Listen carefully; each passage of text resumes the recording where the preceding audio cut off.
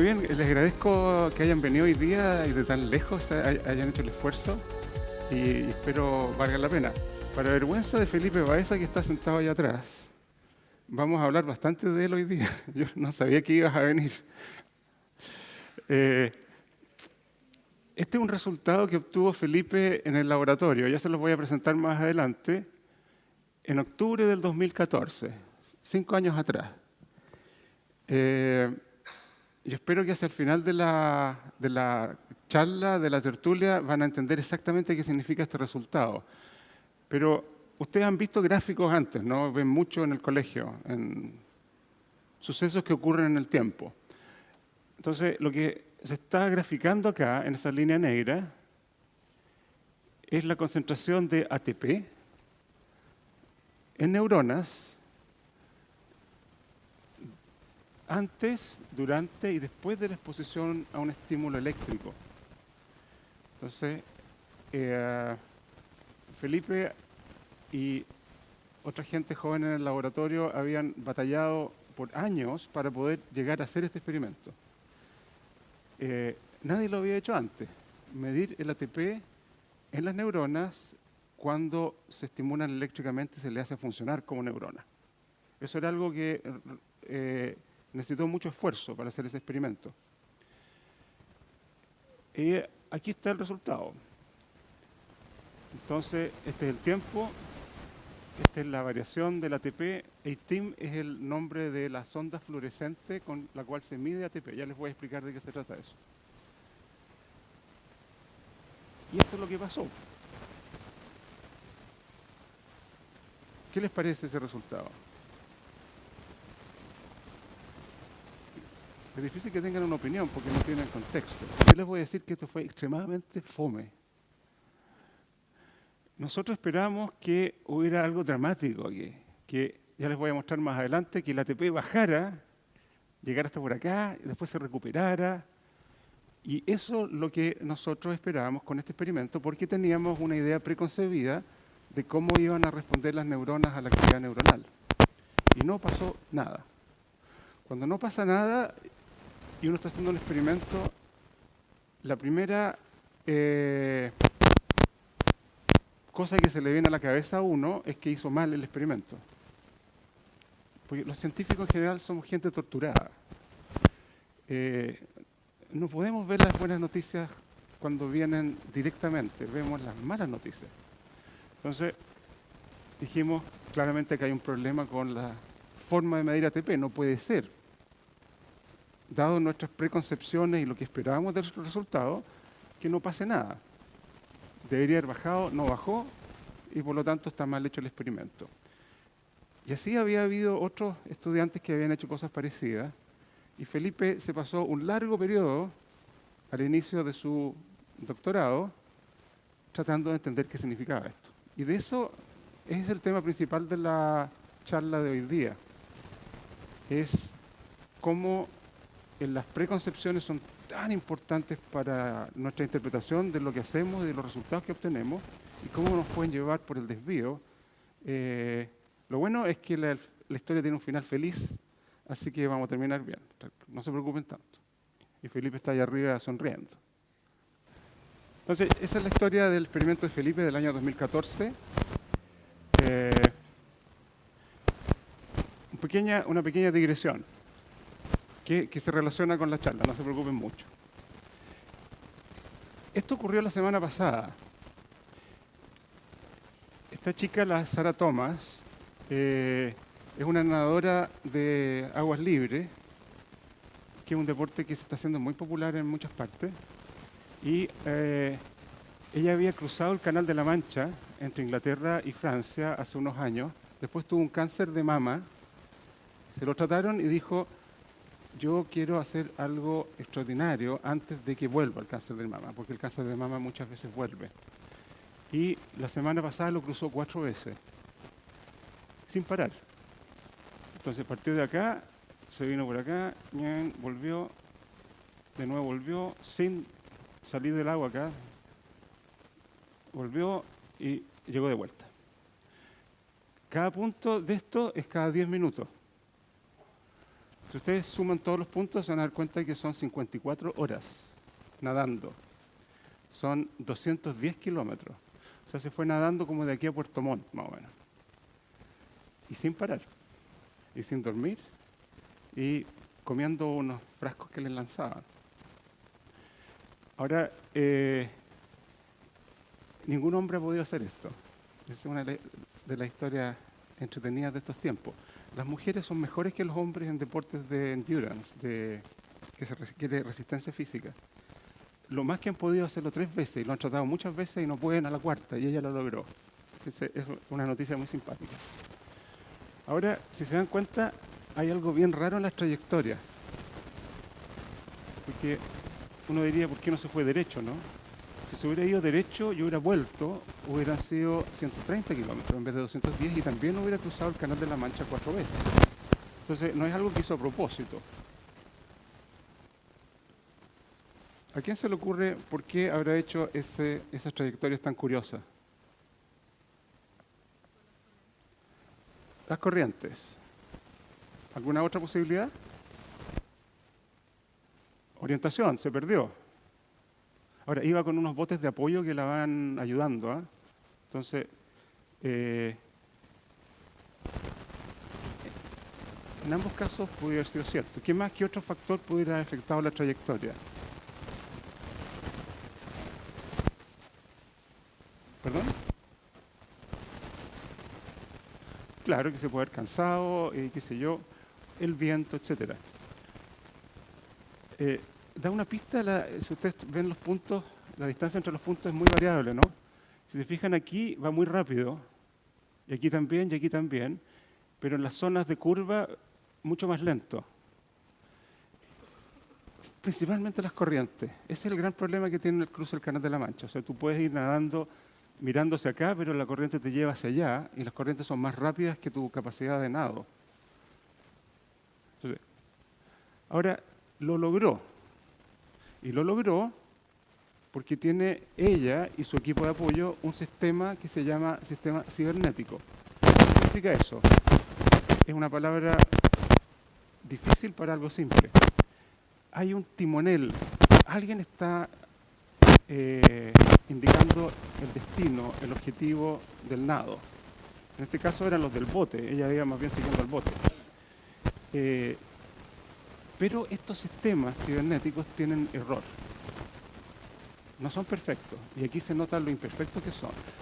Todos los sistemas inteligentes son sistemas cibernéticos, hasta donde nosotros los conocemos. Ustedes venían desde los lagos, los del Blesgana, y de repente vinieron en bus, ¿no? Venían en el bus y el bus tenía que llegar a cierta hora acá, tenía un objetivo. Y decía, ¿paso o no paso? Decía, no, si paso no, y pasaba, y todos esos son errores, pero finalmente llegaron acá. Quizás al entrar a Valdivia pueden haber tomado la calle equivocada, o se estacionaron en el lugar incorrecto, pero corrigen el rumbo. Entonces, uno quiere hacer algo, tiene una idea de dónde va, tiene un objetivo, y va corrigiendo el camino en la medida que lo hace. Así es como funcionan todos los organismos vivientes, son sistemas cibernéticos y también los organismos supravivientes como los sistemas sociales. Y esto es lo que hay. Cuando nosotros hicimos la investigación en neuronas, teníamos sistemas cibernéticos en la cabeza. Esa es la conexión con las neuronas. Entonces, imaginémonos por un segundo que estamos que este auditorio no es un auditorio, sino que es una nave de tipo espacial, como esta. Están todos ustedes mirando por la ventanilla hacia afuera. Imaginémonos también que el cerebro no es del tamaño del cerebro nuestro, sino que estamos dentro, en esta nave, que es la carpa de la ciencia, mirando hacia las ventanillas que van a ser estas dos, y el cerebro está alrededor nuestro, su cerebro humano, que tiene aproximadamente el tamaño de la ciudad de Valdivia, completo. Y nosotros vamos a navegar por dentro de este cerebro, por un segundito, por un medio minuto, y vamos a mirar qué se ve. Y vamos a navegar en una parte bien particular del cerebro que se llama la red neuronal por defecto, que es una forma complicada de decir todas aquellas zonas del cerebro que están funcionando cuando uno no está pensando en nada. Cuando uno no está pensando en nada, es súper difícil hacer eso. Por ejemplo, en este momento traten de no pensar en nada. Cerrar los ojos ayuda mucho. Cierren los ojos. Es difícil, porque pasó una micro por fuera y uno piensa en la micro. O piensa en el señor que está hablándoles acá adelante. Es difícil. Bueno, esa área del cerebro que se llama la red neuronal por defecto es la que nunca se apaga. No se apaga en la noche, no se apaga en el día, está siempre funcionando. Y cuando en esos momentos en que ustedes están en la clase, no de ciencias, por supuesto, que es una clase muy entretenida, en la clase, no voy a decir nada, porque me voy a meter en un lío acá. Imaginemos una clase que no les gusta mucho, que es muy aburrida. Ustedes se fueron, están en otra. En ese momento es cuando está activada la red neuronal por defecto. Y ahora vamos a ver qué está haciendo la red neuronal por defecto cuando ustedes están pensando en nada. Entonces, si podemos bajar las luces, entonces, yes. Estamos mirando por las ventanitas estas y vamos a ver lo que pasa en esa zona del cerebro. Ahí corrió.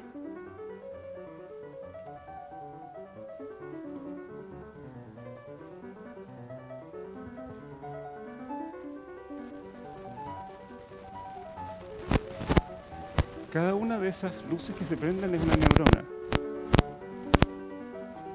Acá, allá.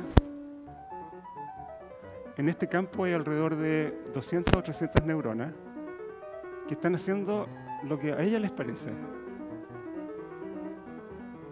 Y esto mismo está pasando en el cerebro de ustedes en este momento.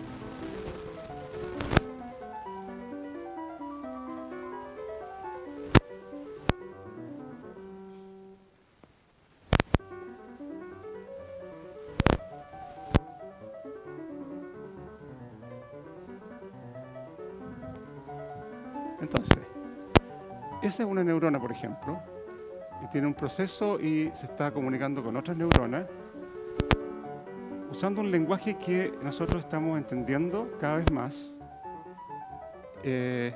Ahora, lo mágico, además de este árbol de Pascua que se prende y se apaga, en el cual nunca un patrón se repite, ustedes pueden mirar este video por horas y no van a encontrar nunca una repetición. La neurociencia es el área de la ciencia que se dedica a tratar de entender qué significa esto en relación a la conducta. O sea, cómo se relaciona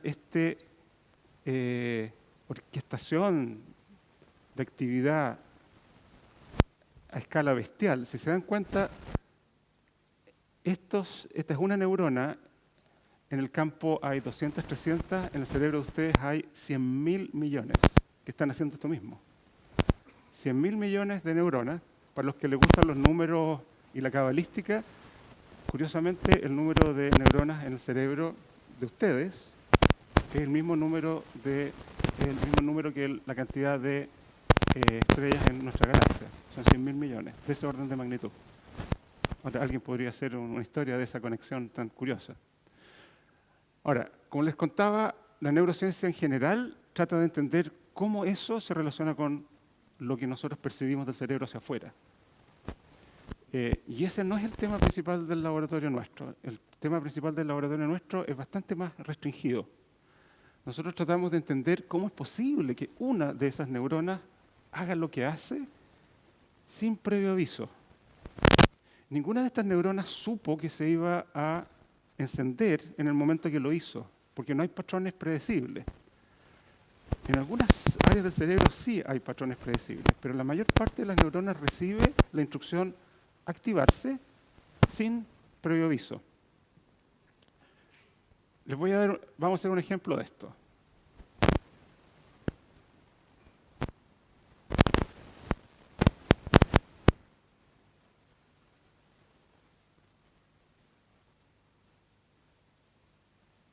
Bien, en este momento les activé un núcleo que se llama la amígdala. La amígdala se activa con los silencios. Porque ustedes dijeron, este señor estaba diciendo algo y no estaba diciendo nada, y se pusieron nerviosos.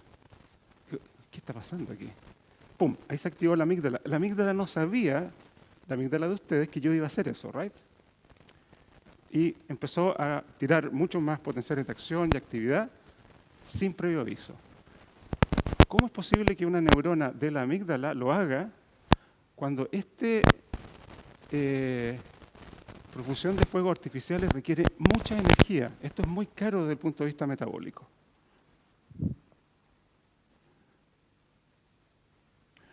Aquí una demostración.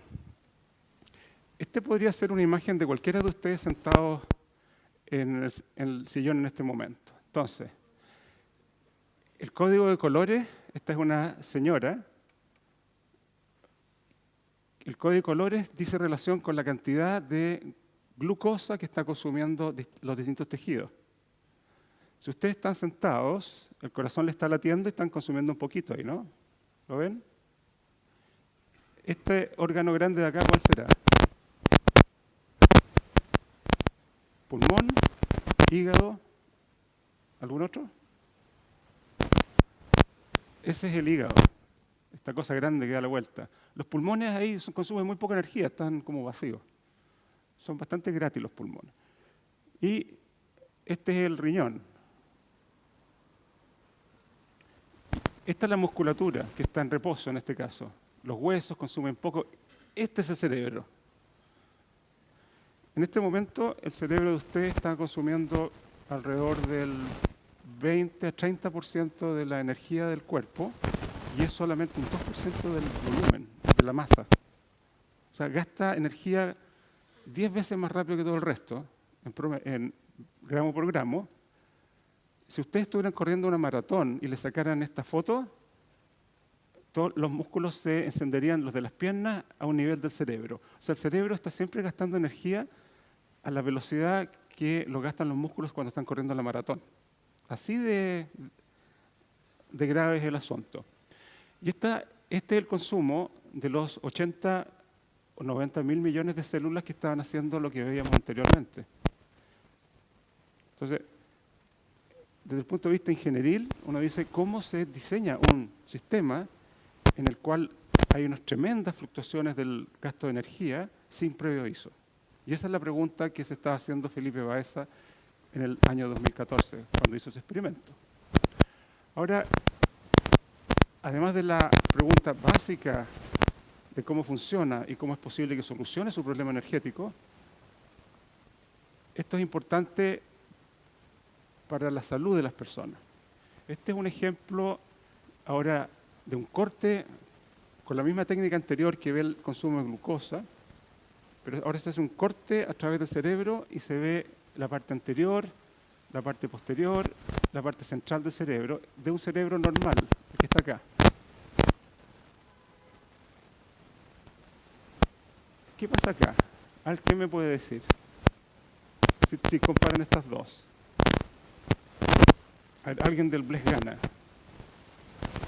Cuando comparan estas dos imágenes, que está codificado por colores, que es más intenso los rojos, los colores cálidos y menor los colores azules, ¿qué le llama la atención?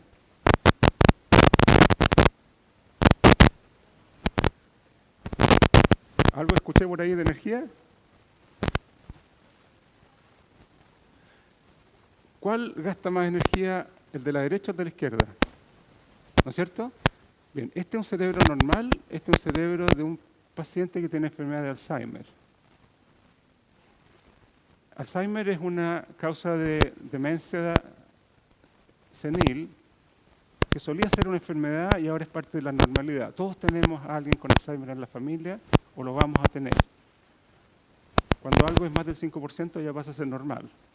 Yo no lo clasificaría como una enfermedad. Este patrón de disminución del consumo de glucosa cerebral se observa en los pacientes con Alzheimer y se observa en esas mismas personas 20 años antes de que la enfermedad comience. O sea, muy tempranamente hay un problema que nosotros no sabemos bien en el consumo energético de las neuronas. Lo mismo pasa para la enfermedad de Parkinson y lo mismo pasa para la enfermedad de Huntington, que son enfermedades muy devastantes, muy terribles, donde se producen déficits ahora mucho más específicos. Por ejemplo, aquí, si se dan cuenta, en general hay una disminución, pero es muy marcada en esa zona. La imagen normal, esta es la imagen del paciente. Aquí hay algo que acá desapareció prácticamente. Y estos déficits energéticos están presentes 20 años antes de que se hagan los diagnósticos. Ahora vamos a ir a la materia, vamos a entrarle. Este es un PowerPoint profesional hecho por una agencia internacional que les muestra cómo se encadenan los distintos fenómenos que llevan al gasto energético de la neurona. Entonces tenemos una de estas 80.000 millones de neuronas. En este caso particular es la neurona motora. Esta es una neurona que está en la médula espinal, por aquí, y que inerva la musculatura. Entonces, vamos a activarla. Yo les voy a pedir que hagan un ejercicio ahora de uso de la neurona motora. Entonces, pongan todas las manos hacia adelante, así. En 90 grados, así, que se vea así. ¿Bien? Ya, déjenlas ahí. No, déjenlas. Yo voy a seguir la charla mientras ustedes usan la neurona motora. Entonces, este es el músculo supraespinoso, que es un músculo que está acá arriba. Oye, no están haciendo el ejercicio. Y que está sosteniéndole el brazo de esta manera, ¿right? Profesor Zanelli, no lo veo así. Bien, esta es el axón de la neurona del cerebro que destruye a la neurona motora, y veo que está fallando esta neurona en algunos de ustedes. Esto es una neurona que tiene como medio metro de largo, que baja de la corteza frontal hasta la médula espinal y que permite que los que tienen fuerza de voluntad puedan hacer lo que están haciendo. Ahora, ¿cómo se conecta esa neurona que está arriba con la fuerza de voluntad? Es un misterio que yo no los voy a resolver, pero algunos la tienen mejor que otros. En algunos ya colapsó completamente. Bien, descansen nomás. Ahora, la energía. Dentro de las células hay una molécula energizada que se llama el ATP, que es lo que estaba midiendo Felipe al inicio. Y esta es una molécula que entrega fácilmente su energía química a otros procesos y es lo que permite que las cosas sucedan. Entonces, parte la neurona en reposo, con ATP adentro, y fuera de la célula hay una concentración muy alta de cloruro de sodio. El sodio es lo que nos va a importar en esta parte. Esto es sal de mesa nomás. En el espacio extracelular del cuerpo hay una concentración muy alta de sal. Entonces, ¿cómo funciona una neurona? Ese prenderse que vimos en el video. Vamos a ir paso por paso. Si hay preguntas en el camino, levantan la mano, hacen así, porque no se ve mucho de acá, y yo las trato de contestar. Entonces, lo primero es tratar de entender cómo la neurona de arriba le da la información a la neurona motora de la médula espinal. Y esto ocurre en una estructura muy pequeñita que se llama sinapsis, que se ve así cuando uno hace un corte de microscopía electrónica. Entonces, este es el terminal sináptico que viene de la neurona de arriba, y esta es la neurona motora. Entonces, está lleno de vesiculitas que se llaman vesículas sinápticas, que tienen sustancias adentro que se llaman... estuvieron en la clase ayer, los pillé. Los neurotransmisores. ¿Y alguien sabe cuál es el neurotransmisor más importante del cerebro? Tenemos un chocolate para el que conteste.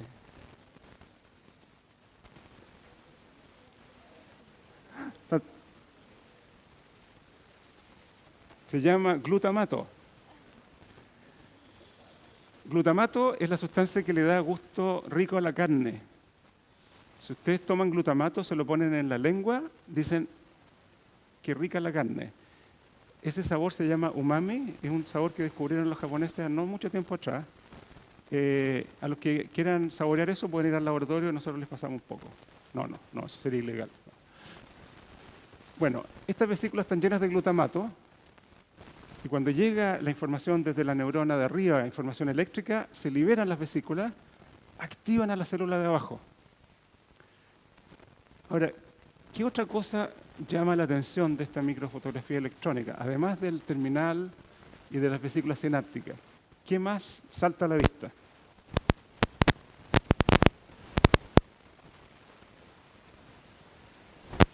Un suspiro. Bien. ¿Alguien? A ver.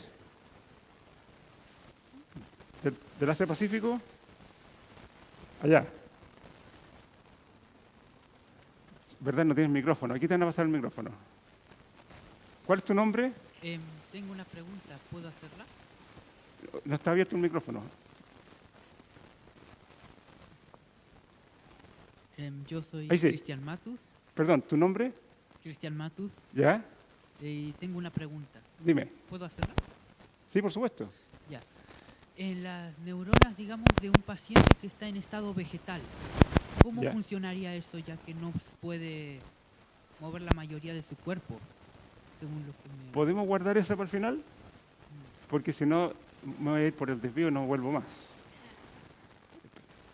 Pero a ti mismo, Cristian, ya que tomaste el micrófono, por acá, ahí hay voluntarios para el micrófono.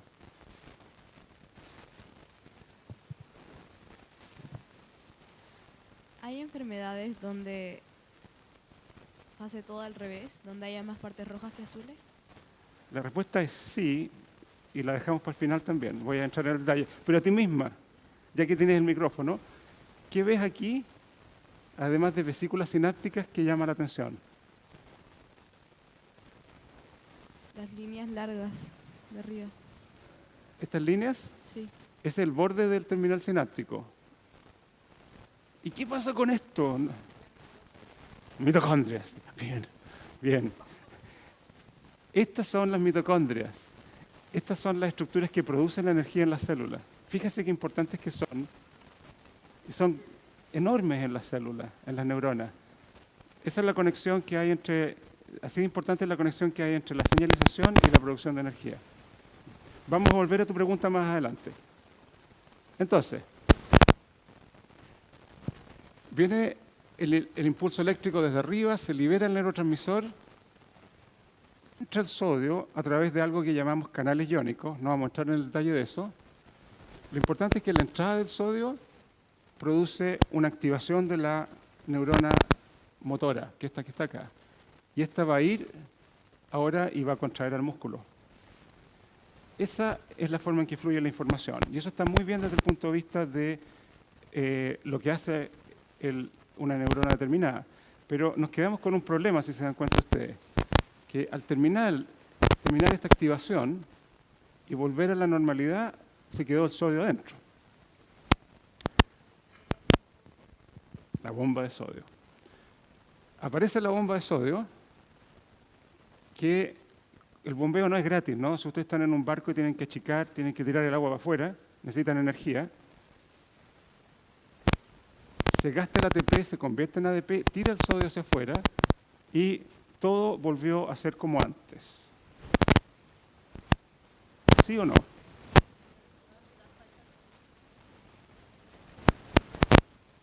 Exactamente. O sea, ahora tiramos la deuda, que era una deuda de sodio, la convertimos en deuda de ATP. Todo está normal, pero todavía no está listo. No volvió al estado basal. Y ahora, ¿cómo convertimos el ADP en ATP? La mitocondria. Exacto.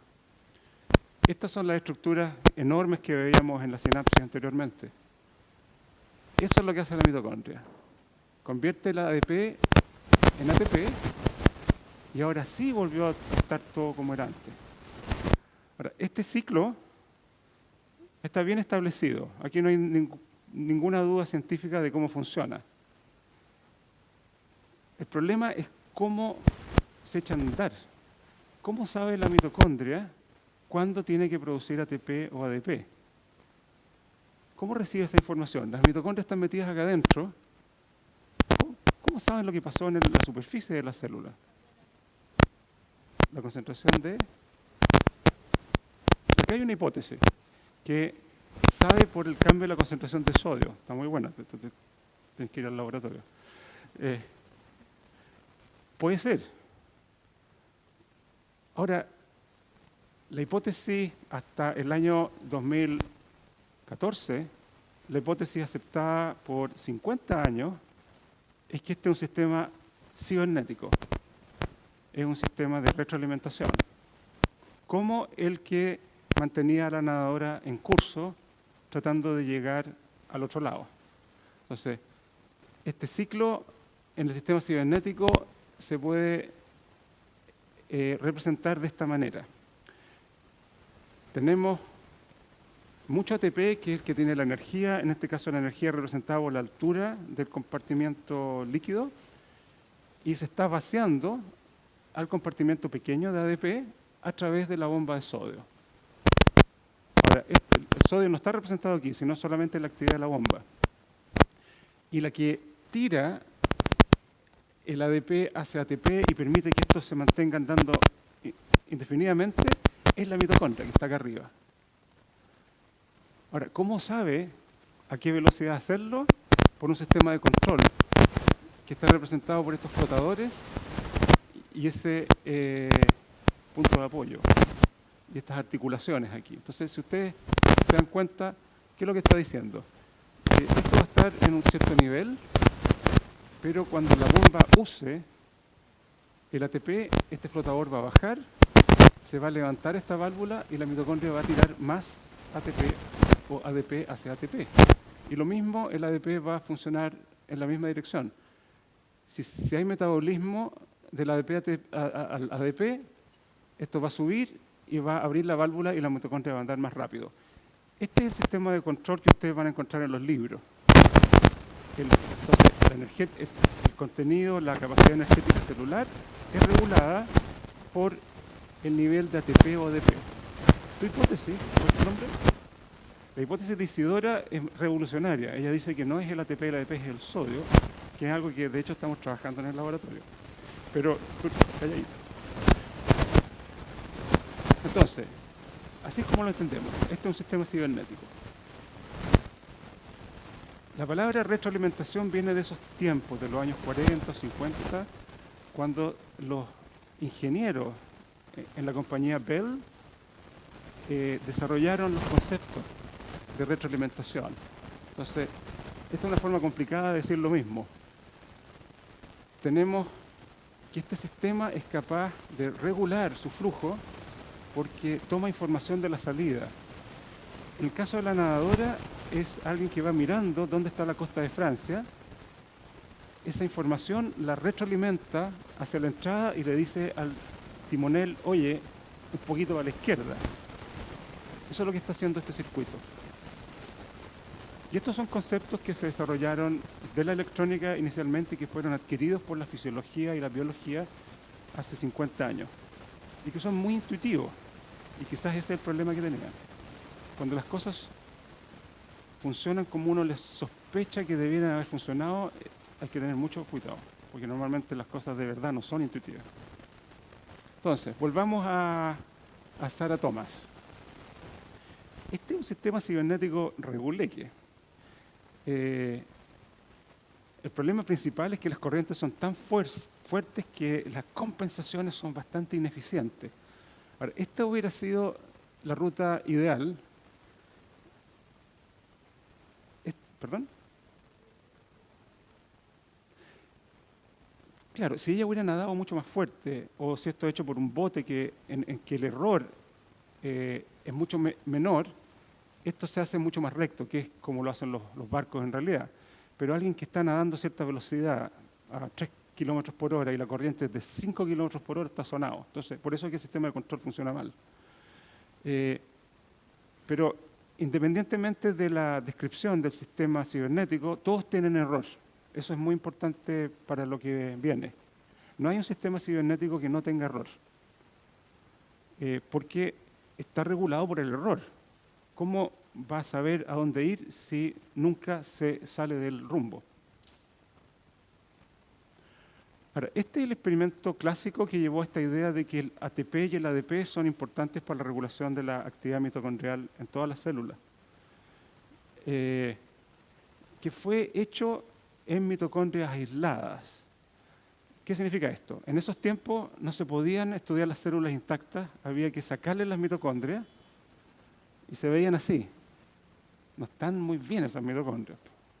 Pero lo que se hizo fue muy bueno para lo que se podía hacer en esos tiempos. Y aquí está la velocidad de consumo energético y fíjense ustedes lo que pasa cuando se le añade ADP, se acelera. Entonces, en base a este tipo de resultados dijeron, es el ADP el que regula la velocidad de respiración mitocondrial, en este caso vista como consumo de oxígeno. Y todo quedó bien, pues. Y después fue a los libros, y quedó en los libros, y el experimento no es mejor que este, que era lo que se podía hacer hace 50 años. Pero fíjense ustedes cómo son las mitocondrias de verdad. Primero, tienen otra forma, tienen otra densidad, y están en un contexto muy definido, están conversando con otras partes de la célula. Y esto es un avance muy importante de la biología reciente, es que ahora las cosas se pueden medir donde se debe medir, no en una preparación aislada. Preguntas hasta aquí. Nos queda la última parte de la charla donde les voy a contar parte del final feliz de la historia de Felipe. ¿Dudas? ¿Alguna pregunta general? Seguimos. Entonces, las neuronas ahora se pueden estudiar así. Estas son las neuronas en cultivo. Cada una de estas cosas verdes es una neurona y los núcleos están teñidos en azul. Y uno puede engañar a las neuronas por un tiempo bastante prolongado tomando un cerebro de ratón, disgregándolo con enzimas, poniendo las células en una placa y las células quedan felices y no saben que están en una placa de cultivo, y uno las puede tener un mes en esas condiciones y estudiarlas. Entonces, si se dan cuenta, aquí hay un campo del tamaño similar al que veíamos en la película, algunos cientos de neuronas, y también hay otras células en rojo que no son neuronas, que se llaman astrocitos, que ayudan a las neuronas a hacer muchas de las cosas interesantes que hacen. Ahora, ¿cómo se investigan sin romperla las células? Se hacen con una herramienta que se llama sensores fluorescentes codificados genéticamente. Ahora, esto suena terrible, es muy complicado, pero no es.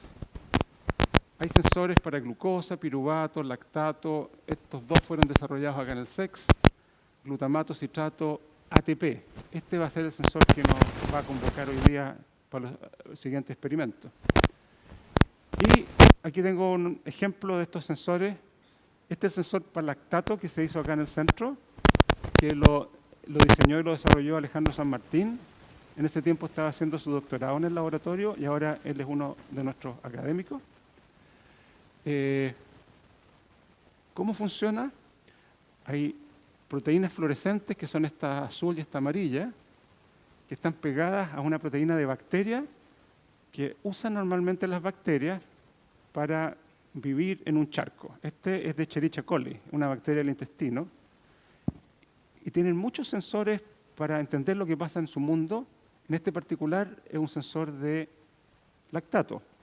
Ahora, las proteínas son transparentes, pero al ponerle proteínas fluorescentes que vienen de medusas o de corales, de ahí se sacan los colores, podemos hacer que cuando se une el lactato a esta parte de la proteína, ahora hay un cambio en el color. Y con colores podemos saber si hay poco, si hay mucho lactato o glucosa, piruvato, ATP. Es con este tipo de herramientas que ustedes pueden, como son codificadas genéticamente, están en el DNA, ustedes se la introducen a la neurona la expresa como si fuera una de sus propias proteínas y ahora queda coloreada y el color va a cambiar cuando cambie la concentración de ATP. Entonces, aquí está el Felipe Baeza, nuestro héroe, que se dispuso a hacer el siguiente experimento. Neuronas en cultivo con un aparato para estimularlas eléctricamente y engañarlas de que le está llegando la señal de otra neurona, es lo mismo. Y aquí está el resultado que ya le había mostrado, que fue muy desilusionante en ese momento. Ahora, él hizo lo que se llama un experimento control, primero, para demostrar de que realmente estaba midiendo ATP, les puso unos venenos mitocondriales y el ATP se va al suelo, o sea, estaba bien. No era que el sensor no funcionara, sino que lo que estaba pasando era que no se movía.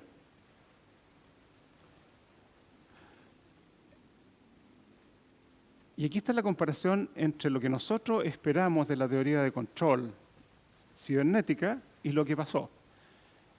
Estas líneas interrumpidas en verde es lo que debiera haber pasado. Por eso que no nos gustó ese resultado. Dado el consumo de ATP que lo medimos de otra manera, debiera haber bajado de esta manera y no bajó nada. ¿Cuál es la interpretación que a esta altura le darían a ustedes? Ustedes hacen un experimento, no resulta, hay miles de explicaciones posibles para que no resulte, hacen todos los controles necesarios para demostrar de que esto no es un problema del experimentador ni de la medición. La conclusión es que las expectativas eran las erróneas. Lo que nosotros esperábamos, que era esto, de acuerdo al sistema de control, no ocurrió. La conclusión entonces es que el sistema de control es el que no está actuando. No es que el experimento está fallido, sino que la teoría previa, las expectativas con las cuales nosotros llegamos, no eran correctas. Esto se demostró ahora en las neuronas in vivo. Este es un experimento que hacemos en colaboración con un grupo en Suiza, donde se le pone un microscopio y se puede mirar directamente dentro del cerebro sin cultivar las células ahora. Y fíjense qué pasaba, esta es la actividad en estas células que están en ese campo del microscopio, y este es el ATP. Planísimo. Ahora dijimos, oye, tratemos de realmente despertar estas neuronas con actividad inducida. Se le hace una actividad, una estimulación al ratón, donde, están disparando como locas, nada. Y aquí viene la misma pregunta, uno dice, quizás la sonda fluorescente no está respondiendo al ATP, pero sí, porque cuando hacemos estimulación a súper alta frecuencia, que es como una epilepsia, o mucho más allá de una epilepsia, ahí sí baja finalmente. O sea, el sensor estaba bueno. ¿Qué había pasado? Y aquí vienen los otros sensores de los cuales le hablé. Lo que había pasado es que la mitocondria se había adaptado instantáneamente al mensaje de la bomba. Yo había dicho, por cada ATP que se necesita, yo estoy produciendo uno, y por eso que no cambiaba el nivel. Y aquí está la demostración. Esta es la tasa de consumo de piruvato mitocondrial, que es el combustible de la mitocondria dentro de la célula, y con la activación eléctrica se produce una activación instantánea. Y posteriormente se activa el consumo de glucosa, que es la otra fuente de energía. Entonces, y aquí estamos resumiendo. Así es como se veía este problema antes, era lo que nosotros teníamos en la cabeza, era lo que nos había enseñado en el colegio, lo que habíamos visto en el primer año de universidad, teoría de control.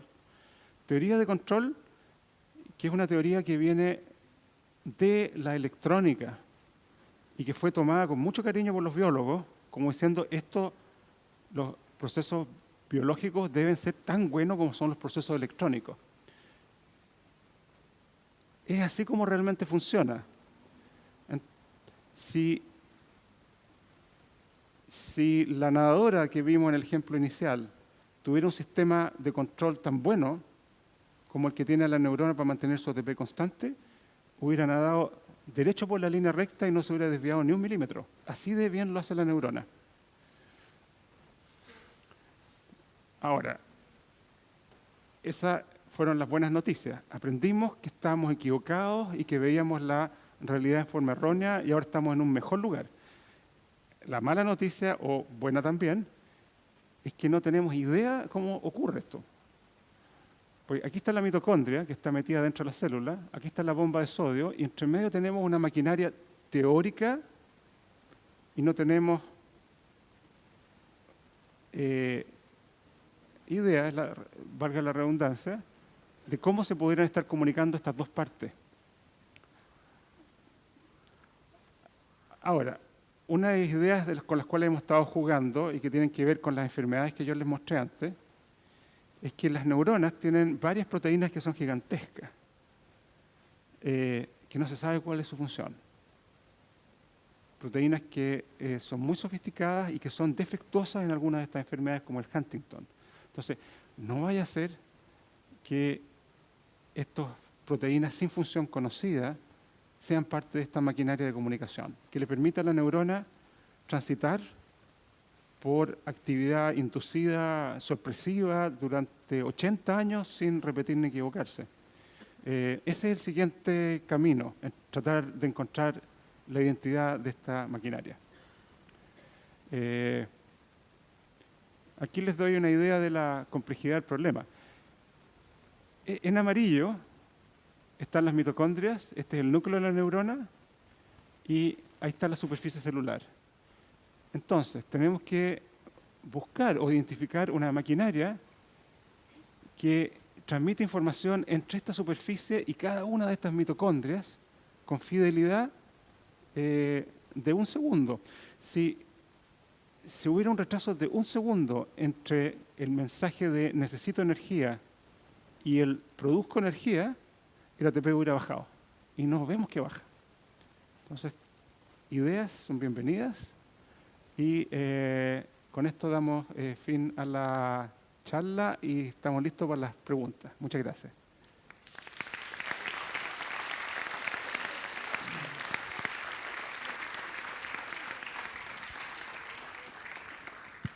Bueno, tenemos unos minutos para preguntas, así que puede levantar su mano. Si podemos subir más las luces para verlos y bajarlas de aquí un poquito.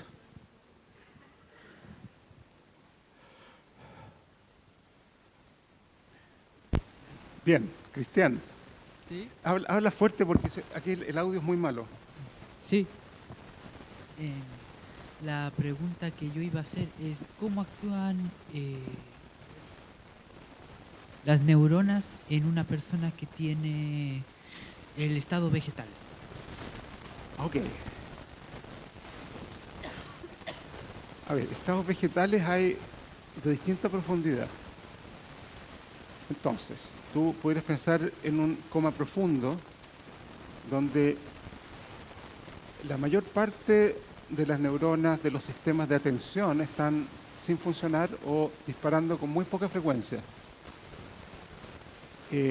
Los sistemas vegetativos, que son los que mantienen la respiración, el control de la temperatura corporal, están funcionando como siempre. ¿Eso se mantiene?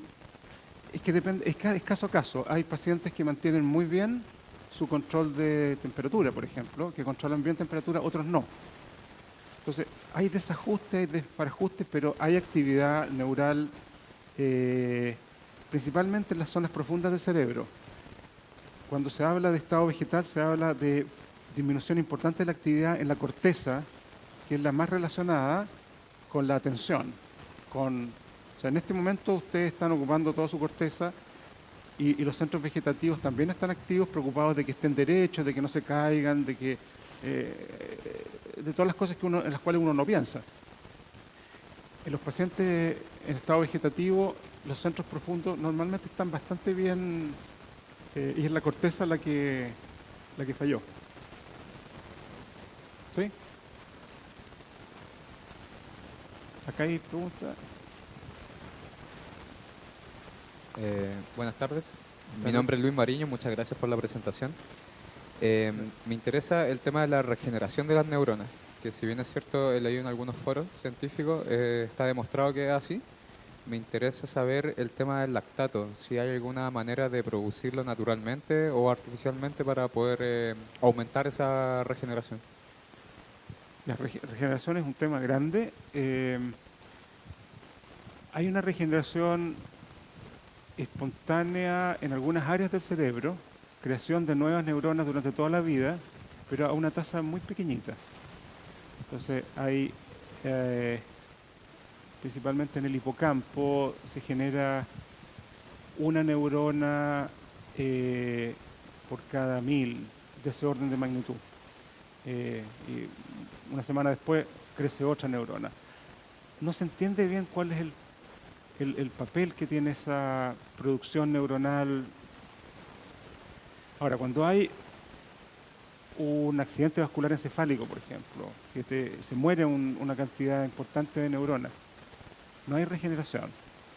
Hay producción de células gliales que forman una cicatriz, pero las neuronas no proliferan. Entonces, asimismo, si alguien tiene una cicatriz, alguien se cortó la mano, uno quisiera que posteriormente la piel fuera la misma piel, pero lo que queda es una cicatriz, que es otra cosa, que no es tan buena. ¿Soluciona el problema? El hoyo es reparado, pero hay una pérdida de función. Entonces, hay mucha investigación en células madres tratando de entender, por ejemplo, si tú pones células madres en esa zona, ¿van a formar neuronas? No ha resultado bien eso, y es porque la arquitectura es muy importante. Si tú pones una neurona, si esa neurona va a sobrevivir, o una célula madre que se transforme en neurona, si va a sobrevivir o no, depende mucho de las conexiones que haga. Y las conexiones están perdidas. Porque imagínate la sofisticación de esta neurona motora de la cual hablábamos. O sea, si tú pierdes la neurona motora, ¿cómo se va a llegar a conectar con el músculo? ¿Y cómo va a recibir exactamente los inputs que tenía? Entonces, más bien la investigación y los intentos hacia reparación vienen por reemplazo de que otras áreas del cerebro tomen esas funciones, porque hay una plasticidad que dura toda la vida y es muy alta a la edad de ustedes, es increíblemente alta en un niño chico. Hay unos casos extraordinarios donde han habido pérdidas de la mitad de la masa encefálica y después los niños son normales. Entonces, esa capacidad de adquisición de funciones por otras neuronas es como el camino. No es como reemplazar a las mismas, sino que de alguna manera las otras toman la función. Y por eso hoy día la terapia es muy temprana. O sea, si alguien tiene un problema, un traumatismo,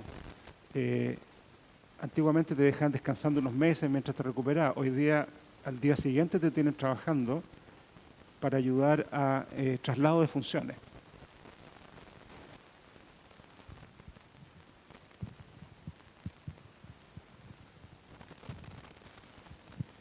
Yo tengo una pregunta. Ya. Buenas. Se supone que con las enfermedades existe algún tipo de error, ¿cierto? ¿Tipo de? Error. Con el mecanismo que usted enseñó. ¿Sí? A ver, no sé si te sigo. ¿Puedes repetir la pregunta? Ah, sí. Se supone que con las enfermedades existe algún tipo de error, ¿o no? Con las enfermedades, Sí. si existe algún tipo de error. Ujú. Con el mecanismo que usted enseñó anteriormente. ¿Error en qué sentido? A ver, déjame entender bien la pregunta. Por ejemplo, él mostró que con el Alzheimer disminuía el tipo de energía. Sí. Ya. Si esto se pudiera ir un poco más allá, ¿se podría detectar a tiempo alguna enfermedad como el mismo Alzheimer antes? Por supuesto. De hecho, hoy día se puede. Si el problema no es la detección, es los fondos. O sea, y este estudio se hizo un estudio de seguimiento de gente normal que se hizo desde los años 50. Entonces imagínense que a todos ustedes yo los meto en la máquina esa saco una foto de cómo es el consumo cerebral y espero 50 años y veo a aquellos de ustedes que les dio Alzheimer. Y ahí digo, a tal y cual yo ya tengo un predictor 20, 30 años antes de lo que va a pasar. Eso se puede hacer. El problema son la logística, el dinero para hacer todo eso y qué hacer al respecto. Yo no tengo ninguna duda que así va a ser en el futuro. O sea, cuando tengamos una capacidad de intervención temprana, cuando sepamos realmente qué está pasando, qué significa que esas células están tomando menos glucosa a los 30 años y tengamos una capacidad de intervención, entonces eso va a ser obligatorio el diagnóstico. Es como hoy día pasa con enfermedades que se detectan al nacimiento. O sea, cuando las guaguitas nacen, le hacen varios tests, le sacan sangre, le toman acá y qué sé yo, y si alguno viene con una deficiencia del metabolismo que se llama fenilcetonuria, esas personas antes desarrollaban una deficiencia mental metabólica. Hoy día se les dice a la mamá, ¿sabe qué? Tiene tal cosa y no va a poder comer tal y cual el resto de su vida, y esas personas son normales. Entonces, esa es la esperanza de la medicina preventiva. Y ahora, la fenilcetonuria es una enfermedad causada por una enzima defectuosa. El Alzheimer es una enfermedad mucho más compleja. Pero yo tengo fe en que siempre van a haber intervenciones que o disminuyan o limiten. Imagínate que te dicen a ti, usted tiene tal tendencia, por lo tanto, no se exponga a los gatos romanos, porque los gatos romanos, esos gatos rayados, tienen un antígeno en la superficie que gatilla y eso te produce una enfermedad. Entonces, tú lo sabes al inicio y cada vez que ves un gato de esos sale arrancando y no te dio la enfermedad. Por ahí viene, por ahí viene. Ahora, ¿cuándo? Bueno, ya ocurre varias cosas. Por ejemplo, en algún momento, hace 50 años, la gente fumaba hasta por la oreja. Y hoy día te dicen, ¿sabes qué? Esto parece que viene con lo otro después. Y ahora tú tomas la decisión. Entonces, si tú quieres hacerte cargo de ti mismo en 30 años más, dice, ¿me fumo esto o no me lo fumo? Y esa decisión es tuya. Yo creo que eso va a ocurrir cada vez más en la medida que sabemos más cuáles son los problemas involucrados. Había una pregunta acá. Con el micrófono. ¿Se puede tener como el predictor de que vas a tener Alzheimer y 30 años después no llegar a tenerlo? Bueno, estos predictores son estadísticos, son de probabilidades. O sea, certitudes no las hay, te dan una mayor probabilidad. Y ese es el problema con el cigarro. Y de esa incertidumbre es donde se agarran los que fuman. Pues dicen, no, pues yo no soy de esos que va a hacer el cáncer de pulmón, yo soy de lo otro. Y 30 años después, chuta, parece que era de esto. Y ahí empiezan a recomendarle a todos sus parientes y amigos que fumar es malo. No es tan fácil. Ahora, en el caso particular de Alzheimer, la predicción era muy buena. Esa disminución del consumo de glucosa daba un nivel predictivo del 95%. O sea que tu probabilidad, si tú tenías bajo el consumo en esas áreas particulares a los 30 años, a los 60 con un 95% de probabilidades ibas a tener el Alzheimer. Entonces, las probabilidades entran en la discusión. La gente en general no estamos cómodos con las probabilidades, nos gustan las certezas. Pero la realidad es así, hay variación, hay ruido, hay error y eso es lo mejor que se puede hacer.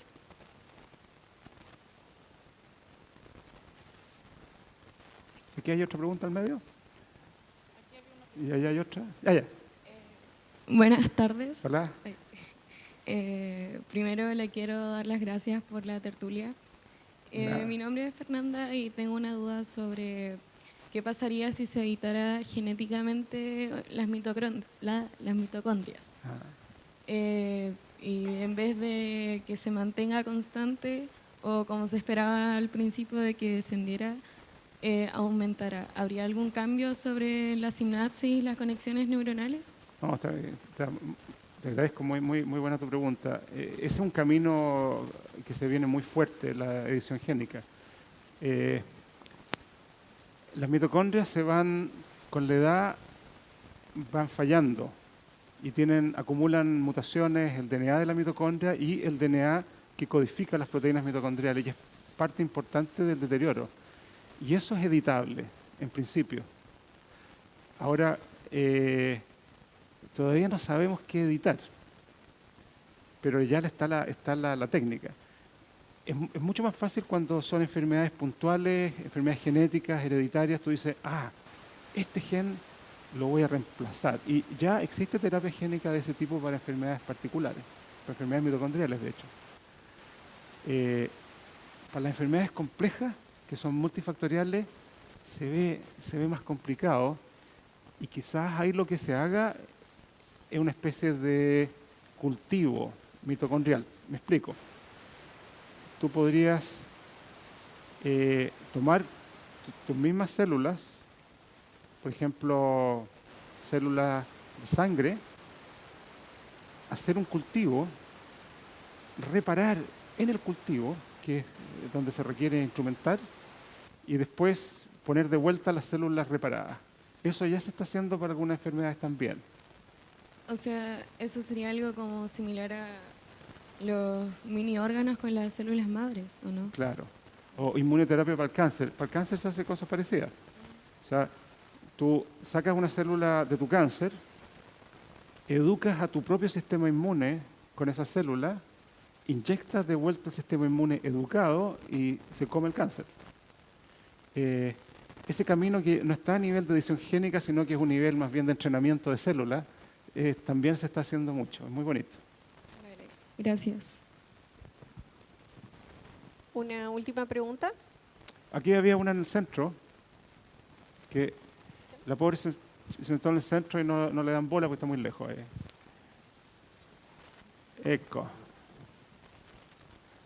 Es más que nada la pregunta que había hecho anteriormente. Recuérdamela, por favor. ¿Qué pasa cuando hay enfermedades que funcionan al revés? Que hay más energía de la normal en el cerebro. Y, o sea, ¿podría llegar a causar algún daño si pasara así? Bueno, el gran ejemplo de eso es la epilepsia. En la epilepsia, estas imágenes que yo les mostraba en rojo, ahora es todo mucho más rojo. Entonces, hay una inducción exagerada de la actividad de las células, y las células se mueren. Entonces, ahí lo que se hace es disminuir la actividad. O sea, tú quieres lo justo, no más ni menos. Y los fármacos antiepilépticos son generalmente inhibitorios. Hay otras enfermedades o condiciones más bien como el déficit atencional, en que hay sobreactividad de algunas áreas y también se tratan farmacológicamente de disminuirlo. Ahora, es complicado porque no hay drogas muy específicas para distintas zonas del cerebro. Entonces, a uno le encantaría activar alguna zona y desactivar otra, ¿no? Por ejemplo, en la ansiedad, la depresión, la angustia, se activan zonas del cerebro que uno quisiera apagar sin apagar el resto. Y hoy día no se puede hacer, uno apaga todo. Y esos son los efectos colaterales de las drogas. Todavía estamos muy lejos de poder intervenir sectorialmente en el cerebro, pero se entiende que es algo que vamos a tener que hacer en algún momento. Sí, porque por lo que sabía en las enfermedades mentales sobre todo, hay más movimiento en el cerebro. Sí. Muchas gracias. Muchas gracias, Felipe. Les damos un fuerte aplauso.